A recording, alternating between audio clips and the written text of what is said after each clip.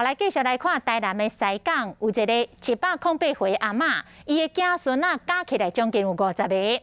大家分散伫咧世界各地种课或者是读册，5日节要到咯，真侪人想要回乡来看阿嬷，也毋过阿嬷有真好的防疫的观念，叫这个子孙啊莫转来，等疫情过，大家才转来团圆。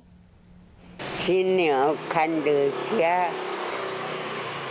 新郎快就阿爹，新娘看着顶，和新娘快就阿娘。住伫台南西港的黄燕今年已经108岁啊，因为较早伫庄仔内是做好命婆，所以讲正后念4句莲啊，当时嘛是西港地区上侪回时大，伊的身体佫真勇健，头壳嘛真清楚。伊伫庄里吼，逐个人咧带新娘，啊咧嫁做囝。 拢请伊去看新娘。马上就是台湾人团圆的日子，不过市政府建议讲，先莫转去，避免扩大感染的风险。这个108岁黄燕阿嬷嘛，希望讲子孙啊家己顾好家己的身体。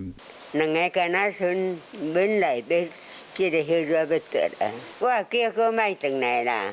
黄燕阿嬷较早少年的时，捌做过西港头一位女性的乡民代表，帮助地方推动经济建设。